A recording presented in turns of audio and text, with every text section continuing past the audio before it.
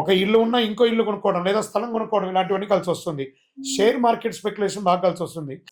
ఇంకా military, army, police వీటికి అందరికీ ఈ యొక్క సైన్యాలకన్నిటికీ ఉన్నటువంటి వాళ్ళకి చాలా అద్భుతమైనటువంటి అవకాశం ఉందని కూడా చెప్పొచ్చు. వ్యవసాయ పరంగా భూమి అద్భుతమైనటువంటి వ్యవసాయదారులకి యోగకాలం అని కూడా చెప్పవచ్చు.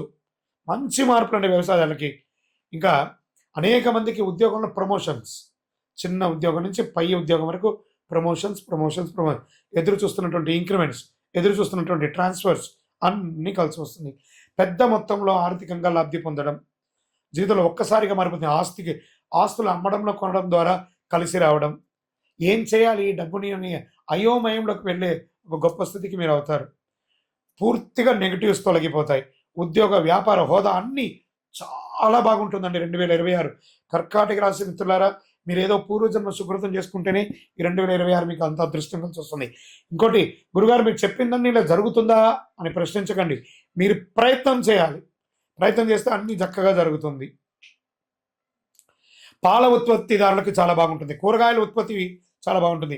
నీటి ఆధారిత సంబంధించినటువంటి వ్యాపారం చేసే వాళ్ళకి చాలా బాగుంటుంది. సముద్ర జలాన్ని తాగునీటిగా మార్చడం, డ్రైనేజ్ వాటర్ని శుద్ధం చేయడం, ఇవన్నీ కూడా వాటర్ రిలేటెడ్ అన్నీ కూడా ఈసారి చాలా బాగుంటుంది అని కూడా చెప్పొచ్చు.